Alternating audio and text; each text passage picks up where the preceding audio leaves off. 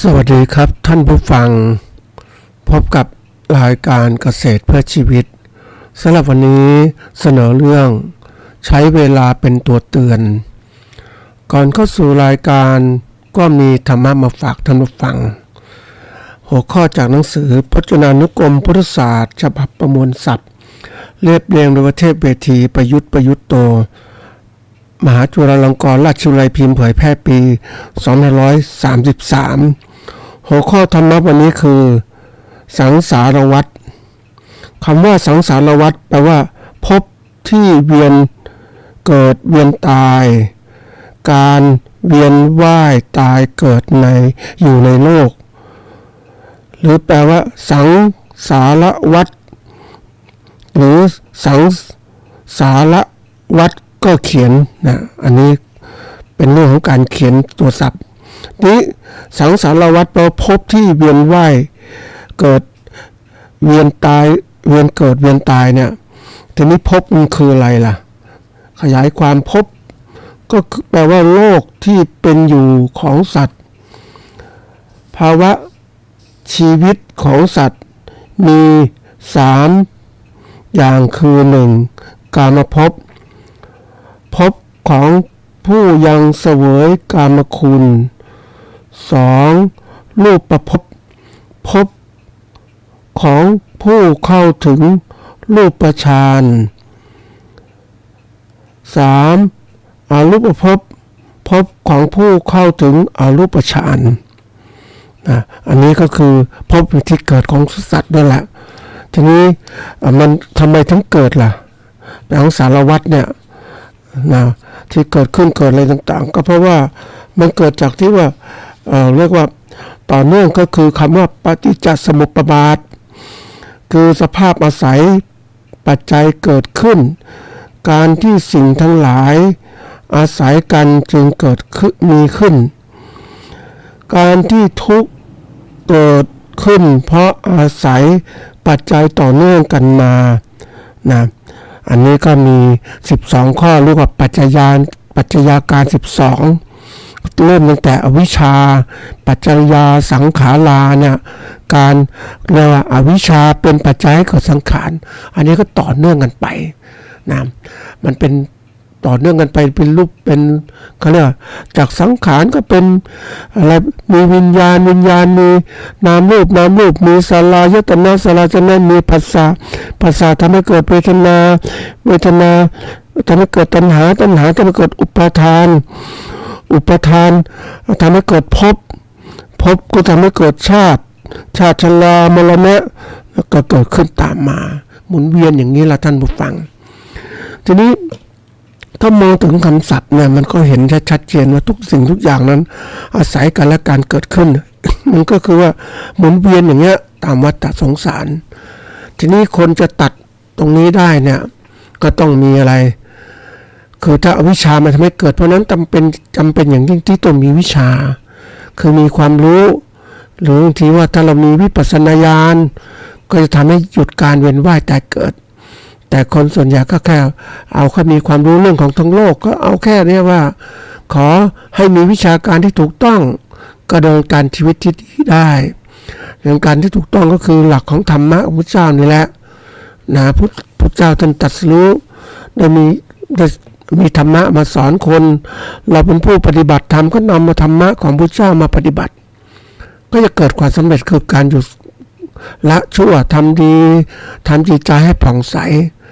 ก็นี่คือหลักของมนุษย์โลกนั่นแหละเราปฏิบัติเราก็จะไม่เกิดนำธรรมะปฏิบัติก็จะไม่เกิดไม่ทุกข์ไม่ยากลำบากแต่คนส่วนใหญ่ไม่ค่อยใส่ใจมันเกิดมาพบพระพุทธศาสนาแล้วก็ไม่ได้ใส่ใจที่จะนำธรรมะไปใช้ปฏิบัติก็เวียนว่ายแต่เกิดในกองทุกข์นี่แหละเพราะว่าอะไรก็คือว่าการปฏิบัติธรรมนั้นเป็นเรื่องของการทวนกระแสความทะยานอยากของเราเนี่ยให้มันน้อยลงทีนี้คนส่วนใหญ่มันชอบไหลไปตามกระแสกิเลสตัณหาพาไปก็พายทุกข์ลำบากนี่เองมันเกิดขึ้นจริงๆท่านผู้ฟังมองแล้วทุกสิ่งทุกอย่างที่เกิดขึ้นวันนี้คนเราเนี่ยไหลไปตามกระแสกิเลสตัณหาปรุงแต่งมากมายทีเดียวแล้วเข้าสู่ความ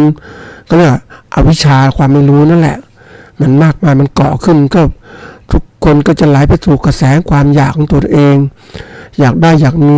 อยากดีอยากเป็นก็แล้วแต่ปรุงแต่งกันมากขึ้นที่สุดก็ลืมหลักธรรมความเป็นจริงของพระเจ้าที่ควรจะต้องนำมาประพฤติปฏิบัติกับปล่อยปละละเลยแล้วก็เกิดทุกข์เกิดยากเกิดลำบากเกิดขึ้นก็หาทางออกแต่มันไม่ทันแล้วเพราะอะไรรู้ไหมเพราะว่าเวลามันหมดไปในชีวิตของเรานะคนเราชอบสนุกสนานเพลิดเพลินโดยคิดว่ามีเวลามีนู่นมีนี่ก็ค่อยแก้ไขผัดวันประกันพรุ่งไปทำดีวันนี้ไม่ได้ไปทำพรุ่งนี้ก็ได้พรุ่งนี้ไม่ได้ก็เลื่อนไปทำวันต่อไปของบางอย่างมันเลื่อนไม่ได้นะท่านผู้ฟังมันเป็นของจริงเราจะต้องตัดการเวียนว่ายแต่เกิดก็ต้องเข้าสู่วิชาคือความรู้จะเกิดขึ้นเราก็ต้องปฏิบัติให้เข้าใจถึงความเป็นจริงที่เกิดขึ้นมันถึงจะหยุดการเวียนว่ายแต่เกิดได้อันนี้เป็นของสำคัญคนเราชอบเลื่อนนู่นเลื่อนนี่ไปเรื่อยจะทำดีก็ไม่รีบทำผัดวันประกันพรุ่งไปเนี่ยมันก็หมดเวลาแล้วนี่ก็เป็นข้อคิดธรรมะที่ฝากท่านผู้ฟังนะจะทำอะไรก็รีบทำในสิ่งที่คุณงามดีรีบทำเสียเพราะเวลาเราไม่รู้เหมือนกันว่าจะหมดเป็นเมื่อไหร่เวลามันหมดง่ายๆท่านผู้ฟังหมดตอนไหนรู้ไหมเริ่มต้นคือหมดลมหายใจเราไม่รู้ว่าจะมีหรือเปล่านะมีหรือไม่วันนี้หรือจะหยุดไปหรือพรุ่งนี้หลับไปแล้วไม่ตื่นนะก็ไม่มีพรุ่งนี้แล้วเราไม่รู้จะมีพรุ่งนี้วันไหนหรือจะวันข้างหน้าจะมีหรือเปล่าแต่เราอยู่ปัจจุบันเพราะนั้นต้องรีบปฏิบัติให้มันดีขึ้นชีวิตก็จะประสบความสำเร็จได้ถ้าเรารู้จักจัดการโดยใช้เวลาเป็นตัวเตือนนี่แหละวันนี้เข้าสู่รายการของเรานะหัวข้อก็เป็นหัวข้อที่เตือน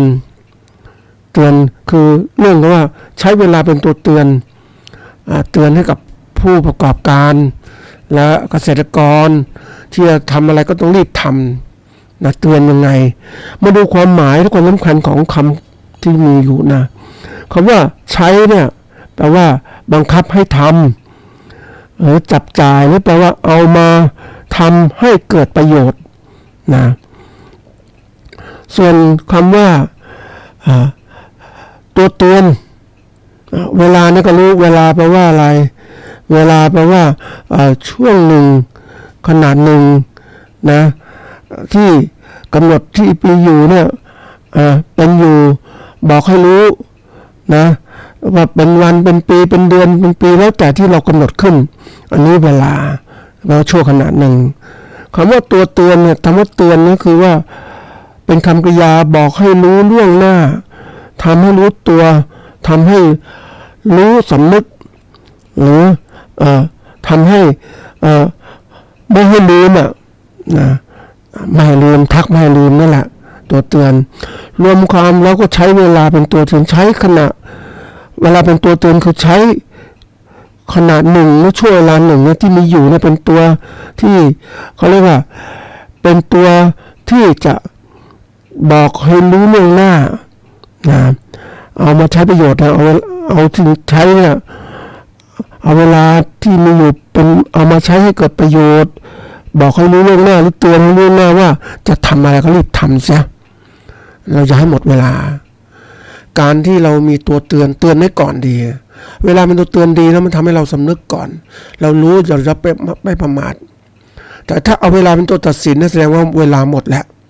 ตัดสินเนี่ยคนชอบใช้เวลาเป็นตัวตัดสินกันเลยเวลาทำอะไรก็เดี๋ยวก่อนเรามีเวลาอยู่นั่นที่มันหมดเวลาแล้วมันตัดสินแล้วมันหมดเวลามันก็หมดสิท่านผู้ฟังไม่สามารถจะเริ่มหรือทำอะไรได้หมดแล้วเนี่ยมันเกณฑ์กำหนดเวลาไว้อย่างนั้น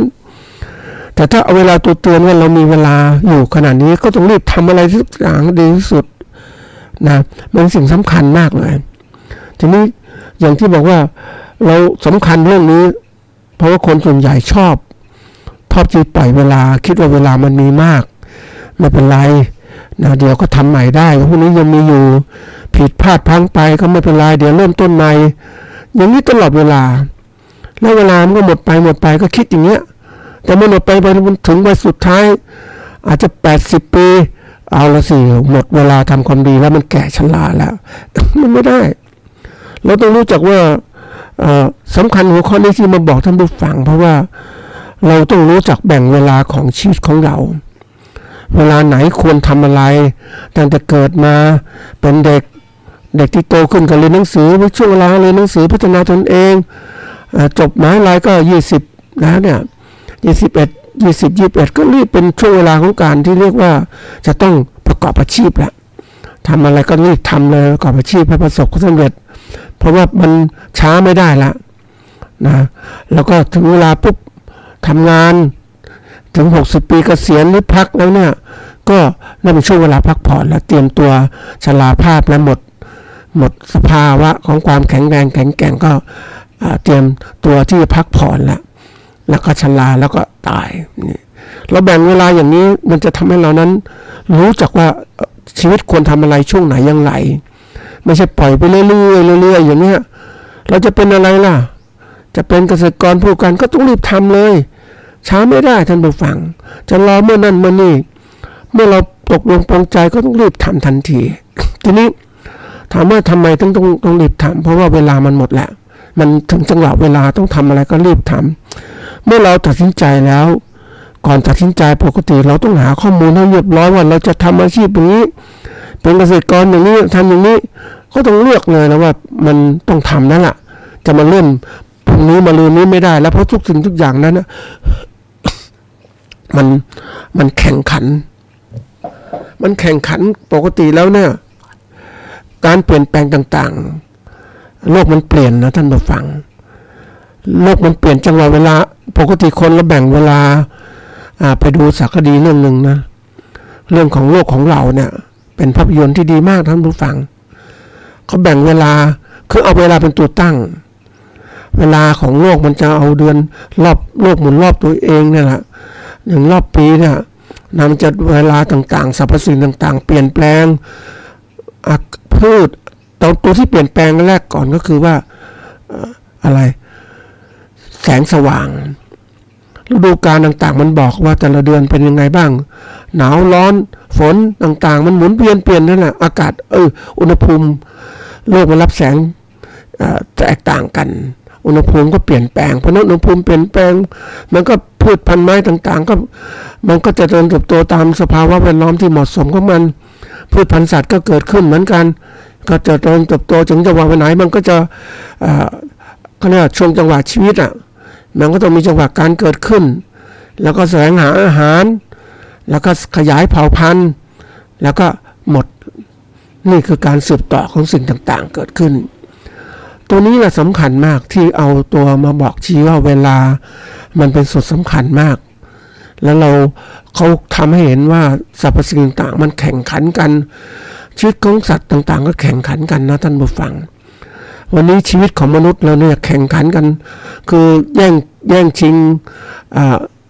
ทรัพยากรธรรมชาติพืชพันธุ์ไม้สัตว์ต่างๆเอามาเป็นอาหารตัวเองนะแล้วก็สร้างความมั่งคั่งร่ำรวยความสมบูรณ์ให้กับตัวเองร่ำรวยต่างๆเกิดขึ้นมนุษย์แย่งชิงทรัพยากรต่างๆมาแล้วมนุษย์ก็แย่งชิงกันเองแล้วก็จะทำสงครามเกิดขึ้นแย่งชิงทรัพยากรเรียกว่าทุกอย่างเนี่ยมันก็แย่งชิงแล้วมันก็เริ่มฆ่ากันตอนนี้แย่งชิงกันพอมีทรัพยากรได้ก็อยู่กันแบ่งกันกินแย่งชิงกันหมดอาหารกันกินก็แย่งกันแล้วก็เกิดการค้ากันขายก็แย่งกันอีกนี่ยุคปัจจุบันเนี่ยสงครามมันไม่เหมือนเดิมแล้วแต่ก่อนเนี่ยสงครามของคนที่ก่อนใช้อำนาจคือกำลังเป็นตัวตัดสินตอนนี้มันไม่ใช่แล้ว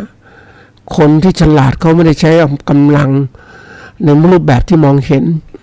เขาใช้ความคิดของเขาเนี่ยเป็นกำลังความคิดสร้างสรรค์นู่นสร้างสรรค์นี่สร้างสรรค์อาวุธต่างๆมาแย่งชิงก็สร้างอาวุธมาลบราฆ่าฟันกันทีนี้ไม่พอเดี๋ยวนี้มันแย่งชิงสงครามมันเป็นสงครามเศรษฐกิจมันพัฒนามันเร็วมากมันแย่งชิงคือผูกขาดเขาเรียกปัจจัยเกี่ยวอาหารการกินก็สามารถครอบครองอาหารการกินของโลกได้เป็นผู้มีอำนาจแล้วทุนเหล่านี้มันก็ไหลไปทั่วโลกเลยทุนของเขาเรียกว่าทุนของการมีอำนาจทางเศรษฐกิจก็ไหลไปที่ไหนก็แล้วแต่ที่ทั่วโลกมันจะไปได้หมดแหละนะก็ค่อยไปเขาเรียกทุนนิยมมันไหลไปมันก็แย่งชิงทั้งหมดแล้วครอบครองต่างๆทั้งหมด ครอบครองเนี่ยคนส่วนใหญ่ก็บอกสมัยก่อนสงครามแย่งชิงพื้นที่เดี๋ยวนี้สงครามเหมือนกันไม่แย่งชิงพื้นที่หรอกเขาครอบครองพื้นที่ได้โดยอัตโนมัติเขาสามารถครอบครองคนต่างๆได้ให้คนนั้นเป็นทาสเป็นอะไรเป็นเครื่องมือของตนเองเป็นผู้ใช้แรงงานให้กับบริษัทตัวเองได้ทั้งหมดเลยก็ใช้เงินทุนในจ้างคนมาทำงานให้ตัวเอง นี่คือผู้ที่เก่งเพราะนั้นวันนี้มันถึงลามมาเรื่องของการที่ว่าเราต้องให้ความสำคัญแก่เวลาต่างๆทั้งหมดถ้าเราช้าเนี่ยคนอื่นก็แย่งชิงไปหมดแล้วเราจะทำอย่างไรยิ่งไปดูเขาเรียกยุทธศาสตร์ในการแย่งชิงเขาเรียกมีอำนาจในการประกอบการเกษตรเนี่ยเอาง่ายๆเกษตรเลยเนี่ยบริษัทใหญ่ๆก็ครอบครองทรัพยากรเกษตรหมดแล้วครอบครองพื้นที่เกษตรทำพื้นที่ทำมากินคนที่ประกอบการเป็นเกษตรกรตอนนี้มันไม่ค่อยมีที่ดินทำกินท่านผู้ฟังก็ต้องเช่าพื้นที่ในทุนนะพื้นที่ที่ดีๆก็ถูกในทุนซื้อไปหมดแล้วเหลือแต่พื้นที่ที่ลำบากก็ที่ไหนไปตัดไม้ทำลายป่าดินดอนบางอย่างปลูกพืชพันธุ์ไม้ไม่ได้ผลก็มีเยอะแยะเลย ก็แรงงานพวกนี้คือไม่มีพื้นที่แล้วก็ต้องหาพื้นที่เหล่านั้นน่ะแต่ยังไงรู้ไหมท่านผู้ฟังทรัพย์พื้นที่ที่ดีอยู่ในมือของนายทุนอยู่ในทุกสิ่งทุกอย่างนายทุนครอบครองเพราะนั้นคนที่ลำบากไปเริ่มพื้นที่ที่ไม่เหมาะสมการเกษตรก็ไม่ดีการเกษตรไม่ดีรายได้ก็ไม่ดีอยู่ก็ลำบากยากจนไอ้ภาวะของความโง่จนเจ็บก็เกิดขึ้นมาตลอดเวลาเป็นวัฏจักรธรรมชาตินั่นผู้ฟังเพราะฉะนั้นวันนี้ที่ธรรมชาติมันค่อยๆเปลี่ยนมันถ้าพูดถึงตามหลักความเป็นจริงนะท่านผู้ฟังเรามองธรรมชาตินะคนส่วนใหญ่ไม่ก็เห็นธรรมชาติมันจะมีการเปลี่ยนแปลงแบบอันที่หนึ่งก็คือเรื่องของค่อยเป็นค่อยไปเรื่อยๆที่เรามองไม่เห็นอย่างกรณีของร่างกายค่อยๆเปลี่ยนแปลงไปทีละอย่างนี้เรามองไม่เห็นนะเพราะว่าเวลาที่เราก้มหน้าก้มตาทำงานเราก็คิดว่าร่างกายเราแข็งแรงสดชื่นสดทำไปเรื่อยเย็นก็พักผ่อนแต่เรารู้ไหมว่าเราแก่ลงไปทุกวันต้นไม้สัตว์ต่างๆก็เหมือนกันเขาก็เปลี่ยนไปมันเปลี่ยนช้าๆแต่เรามองไม่เห็นเนี่ยทีนี้อีกอย่างมันเปลี่ยนแปลงก็ค่อยรวดเร็วขึ้น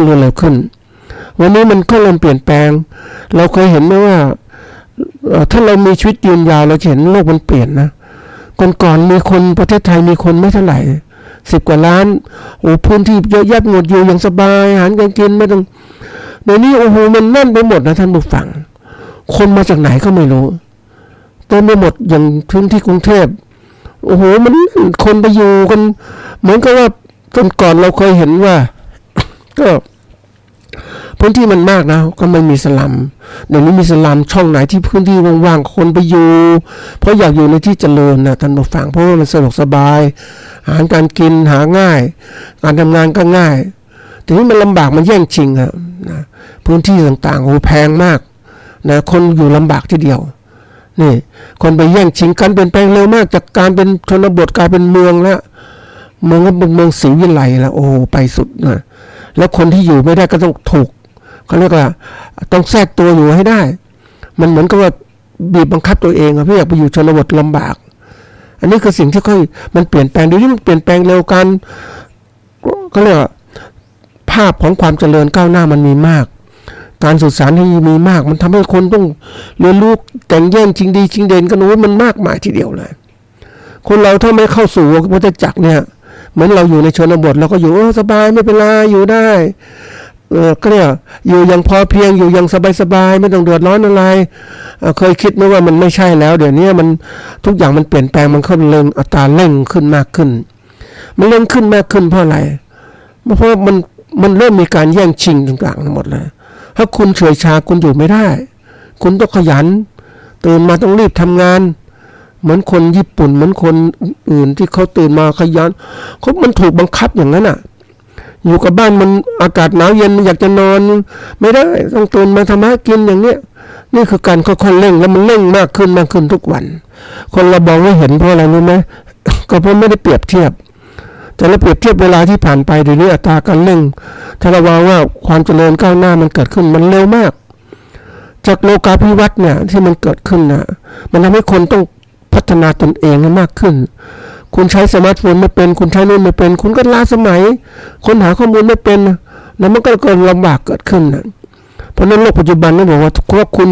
ไม่รู้เนี่ย ตกเป็นทาสของความไม่รู้มันคุณไม่สามารถที่จะอยู่รอดได้สบายๆเลยนะอย่างไปจ่ายเงินเนี่ยท่านผู้ฟังเดี๋ยวนี้ลูกใหม่นะซื้อของปุ๊บก็จ่ายเงินแบบ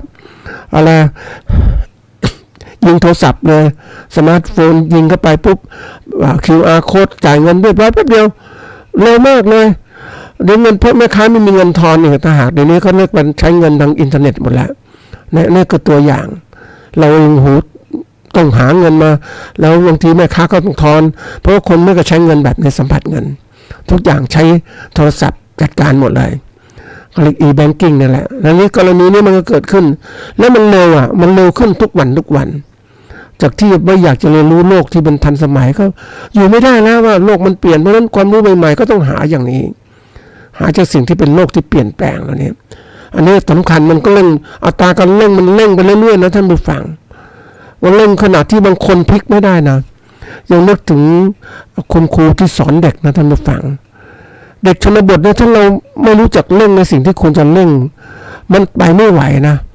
ทีนี้เผอิญว่ามันมีครูส่วนชนบทเขาก็สอนนักเรียนนี่นักเรียนมันมัวแต่เล่นเล่นอะไรรู้ไหมเล่นมือถือเล่นเกมดูนู่นดูนี่เลยไม่รู้จักหน้าที่จะเล่นมาตัวเองต้องเล่นเรียนหนังสือความรู้พื้นฐานสำคัญมากกับไปเอาความรู้ที่มันสิ่งที่มันไม่มีประโยชน์มันทำให้หมดเวลาเสียเวลาคือเร่งไม่ถูกทางอันนี้ต้องเร่งมันถูกทางแล้วมันเปลี่ยนเร็วมากเลยที่นี่มาตัวที่3เนี่ยเร่งคืออัตราการเปลี่ยนแปลงที่มันเขาเรียกว่ากระทันหันคำว่ากระทันหันเนี่ยเขาเรียกว่ามันเขาเรียกมันรวดเร็วท่านผู้ฟังมันรวดเร็วมากเลยกระทันหันเขาเรียกว่าเปลี่ยนแปลงแบบพลิกผันเลยนะมันพลิกผันปุ๊บมันทำให้คนเนี่ยถ้าคนไม่เปลี่ยนไม่มีพัฒนาไปไม่ได้เลยอยู่ไม่ได้เลยเนี่ยวันนี้มันจะเกิดตัวนี้มันเร่งอัตราการเร่งมันสูงอย่างกระทันหันอย่างแผ่นดินไหวสึนามิต่างๆที่เกิดขึ้นมันถ้าคนไม่เตรียมตัวมันอยู่ไม่ได้ละท่านผู้ฟังเพราะฉะนั้นโลกมันจะเปลี่ยนแปลงขนาดนี้ทีนี้ที่มันเล่าตรงนี้ฟังก็เพราะว่าอยากจะบอกว่าการเปลี่ยนแปลงมันเกิดขึ้นตลอดเวลาเราจะทำอะไรก็ต้องรีบทำจะใช้ชีวิตแบบว่าเขาเรียกว่าเฉื่อยชาแล้วคำว่าเฉื่อยชาเนี่ยมันก็เป็นตัวสำคัญนะท่านผู้ฟังคือคนใช้ชีวิตแบบเฉื่อยเรื่อยเฉื่อยชาเรื่อยเนี่ยเชือนแชร์เชือนคือว่าทะเลไหลไม่ตรงไปตรงมาอันนี้มันก็เป็นแบบมันไม่มีจุดมุ่งหมายมันก็ทำลำบากใช่ไหมท่านผู้ฟังหมดเวลาไปเปล่าประโยชน์อันนี้พวกที่เรื่อยๆเฉยๆแล้วก็พวกที่ว่าไม่จริงจังนะเรื่อยๆไปเพราะว่ามันเป็นการลักษณะที่ว่าเป็นการกระทำต่อเนื่องกันจริงแต่ว่าทำแบบไม่จริงจังไม่เอาจริงเอาจังนะท่านผู้ฟังแทนที่เวลางานชิ้นเนี้ยให้เสร็จภายใน10 ชั่วโมงแต่มันไม่เสร็จทำเรื่อยๆไป24 ชั่วโมงถึงจะจบอย่างเงี้ยมันไม่ได้หรอกท่านผู้ฟังมันต้องคือบางคนชอบความสบายไม่กระตือรือร้นไม่รีบร้อนก็ทำเรื่อยๆเฉยๆไปอย่างเงี้ยเหมือนไม่มีจุดมุ่งหมายเนี่ยอันนี้สำคัญมากเลยคนทำอะไรนะไม่คนมีจุดมุ่งหมายเนี่ยมันก็หมดเวลาแล้วมันแข่งขันไม่ได้มันเด็กที่บ้านนอกเนี่ยมัวแต่เล่นเกมไม่มีจุดมุ่งหมายชีวิตบางคนมีจุดมุ่งหมายของเขานะก็ว่าจะหาคู่อย่างนั้นนะใช้ชีวิตแบบสัตว์โลกทั่วไปเลยแต่มนุษย์มันเหนือกว่านั้นนะท่านผู้ฟังจะไปใช้อย่างนั้นไม่ได้จังหวัดไหนควรทำงานจังหวัดไหนควรต้องมีคู่แต่ถ้าเราไปมีคู่ที่ก่อนแล้ว10 กว่าขวบแต่งงานแล้วอย่างเงี้ยมันโอ้โหมันทำงานไม่ได้แล้วมีลูกมีอะไรเกิดขึ้นทำยังไงอันนี้เป็นเรื่องจริงนะท่านผู้ฟังเพราะในเกิดการพัฒนาเนี่ยคนพวกนี้ถึงว่าถ้าไม่รู้จักเวลารู้จักการปรับตัวที่เปลี่ยนแปลงอย่างถูกต้องมันก็ทำงานไม่พัฒนาก็คือไม่สำเร็จนั่นแหละนะมันสำเร็จช้านะมันไม่ทันการนะทีนี้มันก็เกิดขึ้นอะไรเกิดขึ้นก็สิ่งแวดล้อมเนี่ยมันเป็นตัวบีบบังคับตัวเองเนี่ยสำคัญมากเลยตัวเองต้องรีบบังคับตัวเองให้มันเร็วขึ้นใช้เวลาเนี่ยเวลาของเราเนี่ยไม่ใช่ว่าเราจะปล่อยไปมากมายเหลือช่วงเวลาทำงานชีวิตมันก็มีประมาณตั้งแต่20จนถึง60 ปีเราต้องรีบทำงานเกือบ40 ปีหรือบางคนใช้เวลาทำงานเพียง20 กว่าปีจริงๆมันช่วงเวลา20 ปีจบจากมหาวิทยาลัยก็ทำงานไปอย่างเงี้ย อีก60 ปีเกษียณนี่คนไม่วางแผนคนไม่มีการศึกษาก็ทำงานแล้วรอแล้วทำงานมันเหมือนกับว่าคนเรื่อยๆนะท่านผู้ฟังมันไม่มีเงินการสะสมเงินเป็นกอบเป็นกำเพราะไม่จริงจังนะก็ได้เวลาเกษียณมาแล้ว60 ปีปุ๊บไม่มีเงินใช้ท่านผู้ฟังเป็นหนี้เป็นสินอย่างที่นึกถึงไปสัมภาษณ์เข้ามาเนี่ยโอ้ทำไมคุณต้องใช้ชีวิตแบบเนี้ยก็มันเหมือนกับว่าก็ไม่มีความรู้ทำงานไปก็ใช้ไปอยากได้อะไรก็กู้เงินมาซื้อบ้านซื้อรถยนต์ซื้อมันหมดไปนี่ชีวิตเป็นหนี้ตลอดเวลาแล้วถามว่านี่จะใช้หมดเมื่อไหร่รู้ไหมท่านผู้ฟังนี่จะใช้หมดตอนอายุ60-70อย่างเงี้ยวันนั้นมันเกิดเป็นอะไรไปชีวิตเงินผ่อนมันเกิดขึ้นมันทำไม่มีความแน่นอนเลยนี่มันเสียหายทีนี้ว่าทำเมื่อตัวเราต้องเปลี่ยนแปลงต้องคิดนะอันแต่แม้สิ่งแวดล้อมเปลี่ยนตลอดเวลาจำไว้เสมอพี่น้องที่เล่าเมื่อกี้มันเปลี่ยนแปลงแล้วมันเร็วมากมันเร่งทุกอย่างเหมือนถ้าเราไม่เร่งรอบๆเราเร่งตลอดแล้วถามว่าเรานั่งอยู่บนรถที่มันเฉื่อยช้าเดี๋ยวนี้คนที่มีเงินเนี่ยก็ไปนั่งรถไฟฟ้าบนวิ่งข้างบนไม่ติดใครเลยวิ่งตลอดเร็วมันก็วิ่งช้าก็จริงแต่ว่ามันไม่ติดแต่นั่งรถข้างล่างเนี่ยบนถนนน่ะติดมันต้องนั่งทางด่วนสูงไม่ติดเลยต้องมีเงินแข่งขันแล้วเราไม่มีเงินไปแข่งขันเข้าใจไหมไม่ได้แล้วธุรกิจต่างๆมันแข่งขันตลอดเวลาทีนี้ถามว่าการสิ่งแวดล้อมมันเปลี่ยนแล้วสิ่งสำคัญที่สุดสำคัญเปลี่ยนหมดเนี่ยสิ่งแวดล้อมมันถูกบังคับให้เปลี่ยนโดยปกติการเปลี่ยนแปลงสิ่งแวดล้อมมันเปิดโดยธรรมชาตินะแต่ธรรมชาติมันแต่ก่อนมันอยู่ดีฤดูกาลมันก็ทำให้เปลี่ยนระดับหนึ่งแต่ทีนี้มันเปลี่ยนแปลงเพราะการกระทำของมนุษย์เนี่ยทำลายสิ่งแวดล้อมผลเสียเกิดขึ้นมากมายทีเดียวอย่างเรื่องของภัยพิบัติเนี่ยที่เกิดขึ้นจากอากาศร้อนมันเขียนไม่ต้องกลับปีนู้นนะ2008นู่นนะก็ประมาณเกือบ20ปีใน2008ก็ตอนนี้2023ก็15 ปีมาแล้วเขียนมาตั้งแต่ก็เตือนมาหมดแล้วปีนี้มันให้ผลเลยชัดเจนเลยสภาพดินฟ้าอากาศเปลี่ยนแปลงหมดเพราะการกระทำมนุษย์ที่เราสร้างขึ้นมาเราก็สร้างมลภาวะ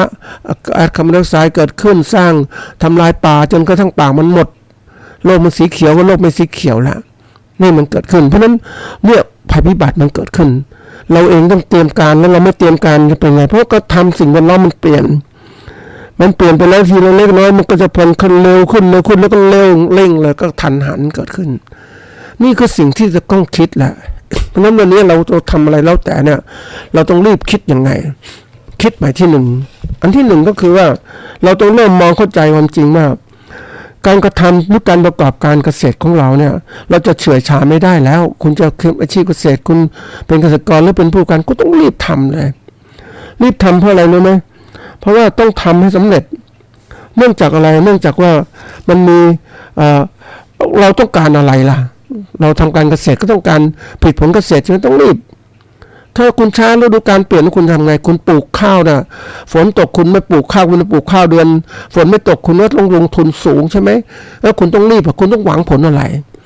คุณเป็นผู้ประกอบการคุณก็หวังกำไรใช่ไหมกำไรเพื่อสร้างอะไรเพื่อ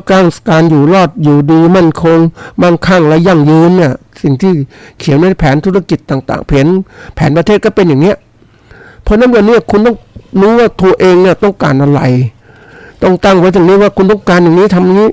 คุณก็ต้องรีบทำเลยคุณไม่ใช่ปล่อยเรื่อยๆนะอันนี้สำคัญมากเลยจุดเป้าหมายของคุณนะคุณต้องการอะไรต้องรีบทำเลยว่าชีวิตของเราเกิดขึ้นมาไม่ใช่ว่าอยู่เป็นวันเรื่อยๆไปไม่มีนะหรือเป็นง่ายๆท่านผู้ฟังเราทำอาชีพอะไรแล้วแต่เราต้องเป็นหวังเป็นมืออาชีพเป็นมืออาชีพของเราคือหมายความว่าไม่ใช่ว่าอยู่ไปทำคำว่ามืออาชีพทำแล้วต้องประสบความสำเร็จทุกขั้นทุกเรื่องนี่เขาเรียกมืออาชีพแต่เราทำไปสมัครเล่นไม่ได้หรอกท่านผู้ฟังเสียเวลาบางคนลองผิดลองถูกเป็นกรรมกรบ้างไปขายแรงงานบ้างแล้วก็มาเป็นเกษตรกรหมุนเวียนอย่างเงี้ยมันไม่ได้หรอกวันนี้จะเป็นผู้ประกอบการก็เป็นเลยเอาจริงจังทะลุให้มันสุดยอดไปเลยเป็น SME เป็นผู้การรายใหญ่เป็นพ่อค้าเป็นอะไรก็รีบทำเสียแล้วต้องหาความคาดหวังแห่งความสำเร็จเหล่านั้นให้มันดีตั้งเป้าหมายยิ่งใหญ่ว่าไม่ใช่ว่าทำอะไรทีเล็กๆน้อยๆแล้วก็เปลี่ยนไปเรื่อยๆมันไม่ทันนะท่านผู้ฟังอย่างเราต้องการเป็นอริยบุคคลก็ต้องตั้งเป้าหมายว่าเฮ้ยอริยบุคคลโสดาบันอย่างเงี้ย เราต้องตั้งไว้ไม่ใช่ทำเรื่อยๆไปไม่ใช่จริงจังมีเวลาก็ทำไม่มีก็ไม่ทำไม่ได้ละวันนี้ต้องทำอันที่หนึ่งต้องตั้งเป้าหมายให้มันชัดเจนความต้องการบรรลุผลคืออะไรนะเป็นผู้การก็ต้องมีกำไรสูงๆเลยนะอันที่สองเนี่ยต้องจัดลำดับสำคัญเลยนะคือเราเองเนี่ยเรารู้ว่าอะไรสำคัญคนส่วนใหญ่ที่ไม่ทำอะไรทำเรื่อยๆเพราะอะไรมันไม่มีคนสำคัญชีวิตก็เกิดขึ้นมาใช่อย่างนี้ไปเรื่อยๆเที่ยวสู่งานไปเพลินกับกิเลสตัณหาพาไปกินเหล้าสนใจเล่นการพนันบางคนซื้อลอตเตอรี่สนุกสนานเพลินไปมันไม่ได้หรอกท่านผู้ฟังมันชีวิตไม่ใช่เรื่องหลอกเล่นนะชีวิตเป็นของจริงคนมาใช้ชีวิตเรื่อยๆอย่างเงี้ยไปสนุกสนานเพลินเย็นก็ไปอะไรตื่นเช้าไปทำงานมาเย็นบ่ายๆก็เตรียมตัวที่จะไปอะไรไปสนใจเฮฮากับเพื่อนไปดูหนังดูละครมีเที่ยวในช่วงของก่อนโควิดเศรษฐกิจมันดีนะก็มีภัตตาคารอาหารการกินไปดื่มเหล้าเบียร์ต่างๆดนตรีพังสนุกสนานมันแค่กิเลสพาไปนั่นแหละอารมณ์ต่างๆวันนี้มันต้องดูว่าเวลาทำงานเนี่ยนะคือจำไว้เสมอนะท่านผู้ฟังว่าเหล่านั้นเราต้องใช้ต้องมีเวลานะมีเวลาคือให้ความสำคัญกับเรื่องเวลาของเราเนี่ยทำอะไรก็ต้องรีบทำซะคนส่วนใหญ่นะเวลาทำอะไรมักจะทำให้อะไรเกิดขึ้นก่อนมีปัญหาค่อยหาทางแก้ไขและพัฒนาอันนี้เป็นความคิดโบราณนะท่านผู้ฟังเรียกว่าโบราณก็แล้วกันเพราะว่าไอ้แนวคิดอย่างนี้มันเกิดขึ้นมีปัญหามีทุกข์มีอะไรต้องหาทางแก้อย่างนี้นั่นมันโบราณมันมีอยู่แล้วในลำหลักการแก้ปัญหาการชีวิตก็ไปแก้ไขอย่างเรามีทุกข์เนี่ยเราก็หาเหตุปัจจัยว่าอะไรเป็นเกิดทุกข์ยังไงคืออย่างนี้คิดหาอย่างเงี้ยมันโบราณเพราะอะไรรู้ไหมตามหลักการเนี่ยเราต้องรู้ก่อนว่าอะไรเป็นเหตุปัจจัยให้เกิดทุกข์เราจัดการเหตุปัจจัยที่ก่อนนะไม่ให้เกิดทุกข์ก็สบาย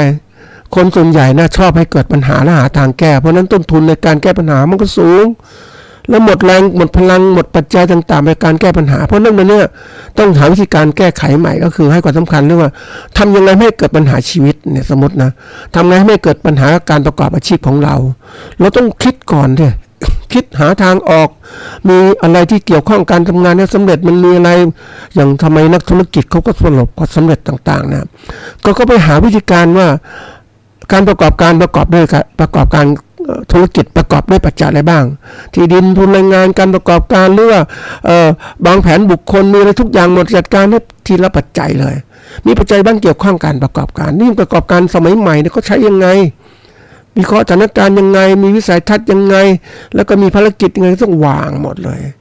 เนี่ยเมื่อก็ทำอย่างนี้ได้เขาจึงไม่มีอะไรไม่มีปัญหาทำงานอะไรก็ตามไม่ให้มีปัญหาเนี่ยเขาเก่งมากนะเก่งมากคือมันจะทำให้เขานั้นไม่ต้องเสียเวลาการแก้ปัญหาอันที่หนึ่งอันที่สองเขามีปัจจัยต่างทุ่มเทการพัฒนาต่างๆหมดเลยเพราะนั้นเขาจึงมีต้นทุนของการดำเนินการประสบความสำเร็จที่ดีกว่านี่คือคนรู้จักเวลาเราเองเอาเวลาเป็นตัวตั้งก่อนก็ได้เป็นตัวตั้งก่อนว่าเรามีชีวิตเพื่อการทำงาน40ปีเราก็ต้องทำงานให้มีเงินอย่างน้อยเนี่ยเตรียมเงินไว้เลยนะ40ปีเนี่ยหาเงินไว้เพราะตอนอีกอายุ60 ถึง 80 ปีเราจะไม่ชราทำงานไม่ได้ต้องมีเงินซึ่งเคยบอกตอนที่แล้วว่าได้พบคนคนหนึ่งเขาเตรียมการชีวิตของเขาไว้เขาไม่เดือดร้อนเลย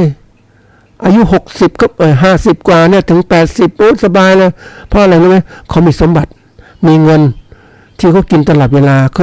ยคุยกับนักที่เล่นหุ้นนะท่านผู้ฟังเขาลงทุนหุ้นไว้ประมาณ8 ล้านอ่ะหรือ10 ล้านแล้วแต่ก็ซื้อก็ได้หุ้นลงทุนไปก็ได้ปันผลมาอะไรมาสบายไม่ต้องมากินเลยผิดกับคนที่ไม่รู้จักวางแผนชีวิตนะไม่เคยทำมาอันนี้คือทำมาทำกินใช้ไปวันๆก็ใช้ไปหมดไปมันถึงไม่ประสบความสำเร็จอย่างคนที่เคยกล่าวไว้ว่าเวลาที่เราจะรู้ว่าเรามีชีวิตเท่าไหร่นะสมมตินะอายุ60 ถึง 80เนี่ย60 ถึง 80เนี่ยเรากล่าวมีชีวิตเท่านี้อีก20 ปีแล้วก็เอา20 ปีตั้งกันมานะ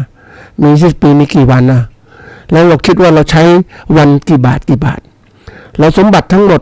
เราก็ตั้งเอาสมบัติทั้งหมดเนี่ยเป็นตัวเงินเงินที่มีอยู่ทรัพย์สินที่เป็นเงินสดมีทรัพย์สินเงินทองเอามาเป็นตัวเงินให้หมดเลยแล้วก็ดูว่าตัวเงินตัวนี้เท่าไหร่สมมติมี10 ล้านเราใช้วันละพันมันจะถึง20 ปีหรือไม่ต้องคิดละนี่คือการวางแผนชีวิตเพราะนั้นเราเอาเวลาของเราเนี่ยเป็นตัวตวนเพื่อกระตุ้นการทำงานของเรากระตุ้นความคิดของเราแล้วก็จัดการทุกสิ่งอย่างให้ดีแต่ถ้าปล่อยเวลาไว้ไม่เป็นไรเวลามีแต่ทีนี้เวลามันเป็นตัวตัดสินแล้วล่ะหมดเขตเวลาแล้วทำไงคุณปรับตัวไม่ได้คุณปรับตัวไม่ทันเหมือนถึงนึกถึงคนที่แบบ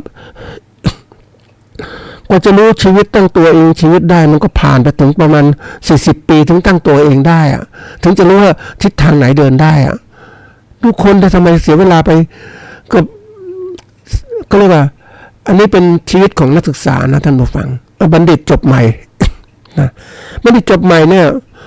แล้วก็ตื่นเต้นนะหลังจากที่จบมหาวิทยาลัยมาแล้วเนี่ยมันก็ทำงานเริ่มทำงานก็เริ่มมีเงินมีทองสนุกสนานเพลิดเพลินไปอะไรไปสนุกสนานจริงๆเลยก็อะไรเที่ยวไปอะไรไปจะมีครอบครัวไม่มีครอบครัวสนุกสนานไปเรื่อยๆไม่คิดอะไรแต่ทีนี้มันเริ่มคิดแล้วเฮ้ยเราจะมีครอบครัวแล้วจะต้องนู่นต้องนี่แล้ว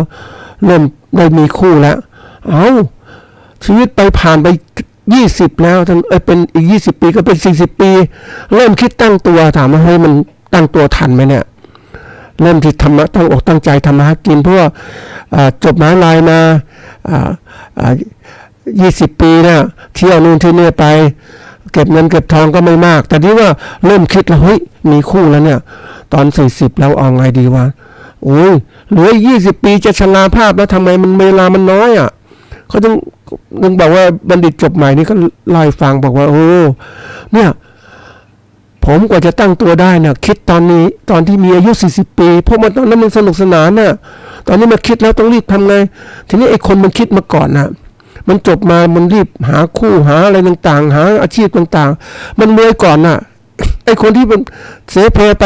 40 ปีสมุดฝังกว่าจะตั้งตัวได้มันเริ่มมีชิดนี้เป็นชิ้นเป็นอันแต่ถามว่าอีก20 ปีที่เหลืออยู่จะทำไงพอไหมถึงจะ60 ปีนี่แหละคือตัวเพราะนั้นเวลาเป็นตัวตัดสินปุ๊บเนี่ยถึง60 ปีทำอะไรไม่ไหวแล้วร่างกายมันแย่ลงคุณก็ต้องเกษียณน่ะรู้ถูกบังคับให้เกษียณจากการงาน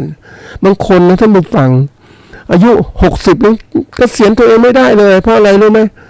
ก็เพราะว่าตัวเองจะมีหนี้สิน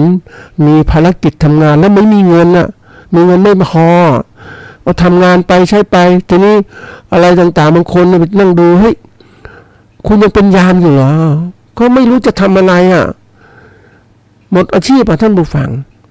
เนี่ยมันตัดสินตรงสุดท้ายเวลาสำคัญเพราะนั้นเนี่ยที่บอกว่าจำเป็นอย่างยิ่งที่ต้องให้ความสำคัญเรื่องใดเรื่องหนึ่งโดยเฉพาะอย่างยิ่งชีวิตของเราเนี่ยมันหมดไปนะแล้วต้องรู้ว่างานหลักของเราจะไปเพลินกับสนุกสนานเฮฮาเหมือนบัณฑิตจบใหม่นะสนุกสนานเฮฮาไปเรื่อยไม่คิดอะไรนะไม่มองเป้าหมายชีวิตเพราะนั้นบางทีไม่ต้องคิดแหละต้องระวังจัดลำดับสำคัญของการประการแรกก็ต้องมีอาชีพการงานเสียก่อนประการที่2ต้องวางแผนชีวิตเราท่านจะมีครอบครัวมีทรัพย์สมบัติยังไงเริ่มก่อนร่างสร้างตัวขึ้นมาเราจะเป็นระดับเป็นมืออาชีพเป็นผู้ประกอบการมืออาชีพหรือจะเป็นในทุนใหญ่ก็ต้องรีบจัดการใช่ทำก่อนได้ก่อนท่านผู้ฟังทำก่อนสำเร็จก่อนถ้าเราช้าเนี่ยมันลำบากมากเลยเนี่ยตัวสำคัญและยิ่งสถานการณ์วันนี้อย่างชั่วโมงที่แล้วได้เล่าถึงว่ายุทธศาสตร์ของการเรียกว่าการประกอบอาชีพการตลาดนี่แหละแล้วก็เปรียบเทียบเหมือนทะเลเขาเรียกเป็นเขียนว่าเป็นทะเล Ocean Strategy ยุทธวิธีทางทะเลประเภทแรกก็ทะเลที่เรียกว่าแข่งขันกันอย่างดุเดือดแข่งขันดุเดือดคือมันแข่งกันทุกอย่างเลยผลิตสินค้าที่ทุกคนต้องการแต่มันแข่งกันมากมายทีเดียวทีนี้ถ้าเราร่วมทะเลนี้มันต้องเก่งเมื่อทุกอย่างไปแล้วอย่างเนี้ยเขาเรียกว่าทะเลเนี่ยมันทะเลเขาเรียกว่าทะเลแดงแข่งขันกันทะเลที่ว่าสีแดงแข่งขันก็ดูเดือดเลยเราต้องเก่งจริงๆถึงอยู่ได้ทีนี้ว่าถัดมาเราต้องพัฒนาตัวเองละจากทะเลพวกเนี้ย ก็ต้องให้เป็นทะเลสีน้ำเงินก็คือว่าเรามีโอกาสที่อยู่รอดได้แผนก็คือต้องสร้างสินค้าที่มันแปลกใหม่ขึ้นเป็นสีต้องการของผู้บริโภคหรือคนอื่นแทงไม่ได้อันถัดมาก็ต้องพัฒนาตัวเองว่าเป็นทะเลที่ว่าเป็นกรีนทะเลสีเขียวนะต้องมีพัฒนาที่เรียกว่ามีลักษณะเด่นใช้ปัจจัยธรรมชาติใช้นู่นใช้นี่ให้มันมั่นคงยั่งยืนสิ่งแวดล้อมต่างๆเนี่ยเพื่อสร้างอะไรสร้างชื่อเสียงสร้างระบบที่คนสนใจอย่างบางคนเขาเรียกว่าไปเจอเขาผลิตเสื้อผ้าท่านผู้ฟังเสื้อผ้าฝ้ายเนี่ยมันหายากนะใส่สบายมากเลยแต่เสื้อผ้าไนล่อนเนี่ยมันเป็นอะไรที่แบบมันน่ากลัวนะมันไม่เหมือนกับเสื้อผ้าเพราะฉะนั้นเขาสร้างตัวนี้ขึ้นมาคนก็ใช้กันมากเลยนี่คือตัวอย่างถัดมาทะเลที่ว่าเป็นจากสีเขียวแล้วก็เป็นทะเลสีขาวก็ทะเลที่มีคุณธรรมคือคนเราจะอยู่รอดในมั่นคงยั่งยืนก็ต้องมีเขาเรียกจริยธรรมซื่อสัตย์ต่อผู้ผลิตซื่อสัตย์ต่อผู้บริโภคผู้ผลิตต่างๆในเรื่องธุรกิจต่างๆมันมีกฎการคือความซื่อสัตย์ต่อกันนะมันเพื่อไปรอดเนี่ยไม่ใช่เห็นแก่ตัวนี่คือตัวอย่างเพราะนั้นในการที่เราอยู่ในธุรกิจอะไรก็ต้องคิดหาทางออกไว้จัดลำดับสำคัญเราจะพัฒนาตัวเองอย่างไรถ้าเราเฉื่อยชาไปไม่ได้แล้วลำบากแล้วนะเพราะฉะนั้นตัวนี้สำคัญอันถัดมาคือเรื่องของการวางแผนการวางแผนนี่สำคัญมากคือวางกิจกรรมไปตามเวลาแล้วเวลาไหนควรทำอะไรจังหวะนี้ควรจะต้องศึกษาคือมันเร่งทันผู้ฟังตอนแรกๆเราไม่รู้นะชีวิตมันคืออะไรเราก็คิดขั้นธรรมดามีความสุขธรรมดาแต่วันนี้ไม่ใช่ถ้าเรามีครอบครัวมีลูกมีอะไรต่างๆมันสุขมีญาติพี่น้องอีกแล้วยิ่งเราเห็นต่างๆมันตัวเตือนตัวเตือนคือพักพวกก็ตายไปคนนู้นก็ตายให้ทำไมวะนั่นเราต้องตายเหมือนเขาเนี่ยเตือนทำยังไงเราต้องอยู่ชีวิตยังไงให้มันดีให้พัฒนาตัวเองเพราะนั้นเราต้องรีบวางแผนแล้วทำอะไรคนที่สำเร็จในธุรกิจต่างๆเขาวางแผนธุรกิจนะยังไปเจอนักธุรกิจที่อ่านหนังสือเนี่ยเขาบอกคนธุรกิจนี้ก็เตรียมเกษียณตัวเองนะขณะรวยๆนี่เรียกเกษียณเลยคืออะไรก็พอแล้วนะพอแล้วมอบสมบัติลูกหลานก็เตรียมตัวสบายไม่ต้องเครียดมากเขาใช้ชีวิตจะมีความสุขเห็นไหมเขาเตรียมหาความสุขของชีวิตเพราะว่าคนแก่ชราต้องมีความสุขไม่ใช่เครียดเดี๋ยวนี้ไปเจอคนที่แก่ชราไปเจอเขาคนทำงานนะท่านผู้ฟังลำบากนะคือตอนหนุ่มๆเขาก็ไม่คิดอะไรนะนี่พอถึงว่าเขามีครอบครัวมีลูกแล้วเนี่ยเราก็เริ่มที่หาเงินเป็นห่วงลูกเป็นห่วงหลานสมบัติไม่พอท่านผู้ฟังรายได้มันไม่พอคือคนหาเช้ากินข้าวมันไม่มีอะไรจะกินนะท่านผู้ฟังแล้วถามว่าต้องพัฒนาตัวเองแทนที่จะพักผ่อนไม่ได้พักละก็ค้าขายทำนู่นทำนี่ไปเรื่อยนี่คือตัวอย่างชีวิตที่คนไม่รู้จักวางแผนเราต้องวางแผนชีวิตนะท่านผู้ฟังนะธุรกิจต้องรู้จักวางแผนทำเท่าไหร่ต้องเตรียมเราเป็นผู้ประกอบการเกษตรก็ต้องเตรียมการเลยว่าเฮ้ยทำให้มันคั่งร่ำรวยเนี่ยประมาณ60 ปีก่อน60 ปีให้ได้55 ปีก็พอแล้วแล้วค่อยออกมาหรือพักผ่อนแต่ถ้าเราวางแผนช้าเนี่ยอย่างปกติที่บอกว่าวางแผนจริงๆมันต้องเริ่มตั้งแต่ที่เราเริ่มทำงานจบมหาวิทยาลัย20 ปีก็เริ่มเลยทำเลยเอาอาชีพราชการหรือจะเป็นอย่างอื่นก็รีบเลยนะไปฝึกงานที่นู่นที่นี่เริ่มทำการธุรกิจมองที่คนเราเวลามันทำคนเรามันมองไม่ออกเพราะอะไรรู้ไหมท่านผู้ฟังก็เพราะว่าเวลาทำงานเนี่ยจิตใจเขาก็จดจ่อการทำงานจนลืมมองโลกที่กว้างขวางมองเหมือนคนที่มองไปในรูแคบมองเหมือนคนขุดบ่อพลอยแล้วก่อนไปเจอเขาขุดบ่อพลอยมันน่ากลัวนะท่านผู้ฟังขุดไปในดินคือคนมีเงินน้อยขุดไปก็เจาะอุโมงค์ลึกมันในดินลึกไปมากเข้าอะไรรู้ไหมสิ่งสำคัญคือขอบฟ้าก็แคบลงเพราะมันอยู่ในรูแล้วเนี่ยมองอะไรต่างๆแล้วสิ่งที่จดจ่อคือมองไปในขุดที่จะขุดต่อไปว่าจะเอาพอที่ไหนยังไงแล้วขณะเดียวกันอันตรายต่างๆเกิดขึ้นว่ามันจะแคบลงแล้วเนี่ยอะไรเกิดขึ้นถ้ามันพังขึ้นมาจะทำยังไงดินที่ขุดเป็นมันพังมาก็มีคนตายนี่คือเรื่องความเสี่ยงอย่างชีวิตเพราะฉะนั้นเราต้องวางแผนถัดมาคือเรื่องของการที่ว่าจัดการกับเวลาชีวิตที่มันมีอยู่เนี่ยเราจัดการยังไงชีวิตที่มันไม่ใช่ว่าชีวิตเรามียืดยาวเป็น100 ปีมันไม่ใช่เรื่องคนที่สุขภาพดีแต่เราเองจะมีชีวิตเท่าไหร่จะประกอบการเสร็จเนี่ยนึกถึงว่าเราจะทำยังไงกี่ปีจะหยุดเพ ราะนั้นวันนี้ต้องรีบทำยังไปเจอคนที่เป็นแม่ชีพแม่ค้าท่านผู้ฟังค้าขายมาตลอดชีวิตตัวเองนะค้าขายพร้อมกินอยู่สบายไม่ทีนี้แกก็รักษาสมบัติของแกไว้เยอะแกไม่ค้าแกไม่ขายสมบัติไม่ขายที่แล้วแกก็อยู่ไปเรื่อยๆอันนี้70 กว่า80แล้วเนี่ยมันขับรถขายของอยู่เนี่ยก็คือว่าก็สนุกกับมันเขาบอกว่าถ้าหยุดไม่ได้ก็ต้องทำมันเพราะว่าอะไรวะหยุดนิ่งๆแล้วมันรอตายนี่เขาก็เริ่มทำแต่ว่าเขาใช้ชีวิตมันถูกต้องคือหมายความว่าใช้เวลาทุกอย่างที่มีอยู่นะแล้วก็บริหารชีวิตดีแต่ว่า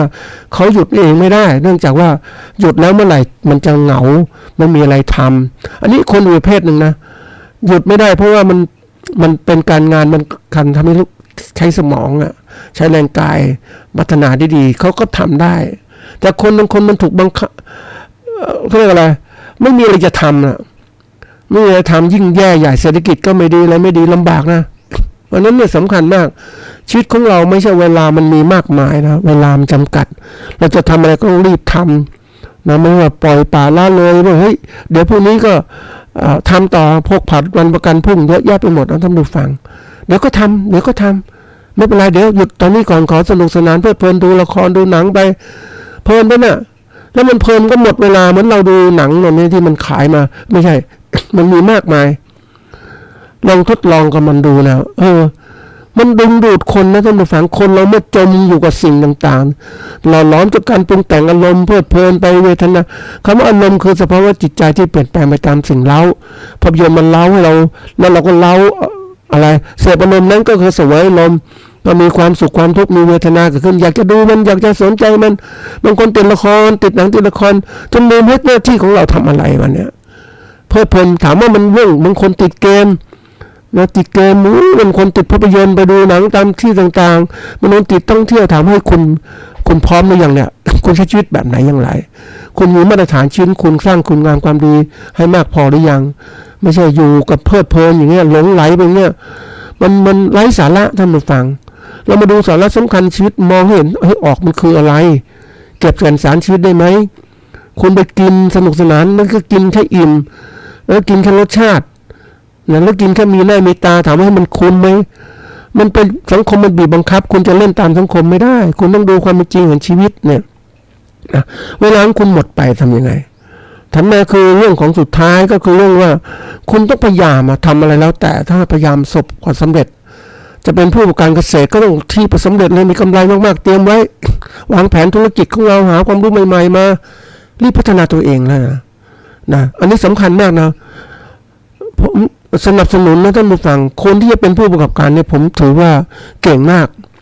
คือความรู้เรื่องการบริหารต่างๆการผลิตการตลาดทุกอย่างหมดเลยเขาก็จะอยู่รอดได้ส่วนเกษตรกรนั้นก็แค่ยังชีพมาท่านผู้ฟังเพราะอะไรรู้ไหมมันมีคู่แข่งมาตลอดหรือยิ่งเกษตรกรนั้นไม่พัฒนานะมันลำบากมากเลยแล้วไปดูองค์กรของภาครัฐเขาก็ไม่ได้จริงจังกับพัฒนาเกษตรกรเท่าไหร่พัฒนาเกษตรกรก็ทำให้เขาไม่ยิงกำไรมีอยู่ดีได้ตัวเองแต่พัฒนาแบบว่าเขาจะอยู่ได้ด้วยตัวเราตัวภาครัฐช่วยอย่างเงี้ยมันไม่ได้แล้วโลกนี้ปัจจุบันนี่ยิ่งประเทศใดที่มีการเกื้อกูลจากรัฐบาลช่วยการสนับสนุนการผลิตนั้นเขาก็มีการเขาเรียกประเทศคู่ค้าก็ไม่ก็ชอบใจเท่าไหร่คู่แข่งก็ไม่ชอบใจเท่าไหร่เป็นเรื่องสำคัญนะเรื่องนี้ที่บอกว่าตัวนี้ที่บอกเอาเวลาเนี่ยตัวนี้นิดนึงว่าสรุปก็คือว่าเวลาเป็นตัวเตือนคือเขาเรียกว่าเอาเวลาเนี่ยคือเรื่องที่เอาเวลาคือเรื่องของว่าความที่ว่าใช้เวลามาทำให้เกิดเตือนใจและนึกถึงเวลาของเรานะแล้วก็เพื่อจะกระตุ้นการทำงานของเราให้มันประสบความสำเร็จนะแล้วก็มันเตือนตลอดเวลาถ้าเราใช้บริหารเป็นนะมันจะเตือนตลอดเวลาว่าใช้เวลาคุ้มค่าไหมอันนี้เวลาจะควรทำอะไรจัดการอะไรมันจะเตือนบอกทั้งหมดเลยนี่สำคัญมากนะจนก็ใช้เวลาให้มันมีอยู่ในชีวิตของเราเนี่ยมันคุ้มค่าแล้วก็ทุกอย่างมันตัดสินที่เวลาเช่นเดียวกันคือเอาเวลาเป็นเกณฑ์ตัดสินแล้วหมดเวลา เวลาที่จะทำอะไรก็ต้องรีบทำจังหวะชิดจังหวะไหนควรจะทำอะไรก็ต้องรีบทำเราจะมาเฉยช้าชักช้ามันไม่ทันแล้วยิ่งโลกปัจจุบันท่านผู้ฟังยิ่งน่ากลัวก็คือว่าคนเราที่ไม่พัฒนาเนี่ยมันไปไม่ได้ท่านผู้ฟังมันอยู่ไม่ได้มันคนไม่เรียนหนังสือเนี่ยอยู่ในโลกไม่ได้เลยคนใช้สมาร์ทโฟนไม่เป็นอยู่ไม่ได้อีกแล้วโลกมันใช้หมดเลยท่านผู้ฟังเพราะนั้นวันนี้มันบีบบังคับคุณทำก่อนที่ให้เวลาบีบบังคับดีกว่าไหมคุณทำได้รู้ว่าคุณเตือนตัวเองรีบทำซะ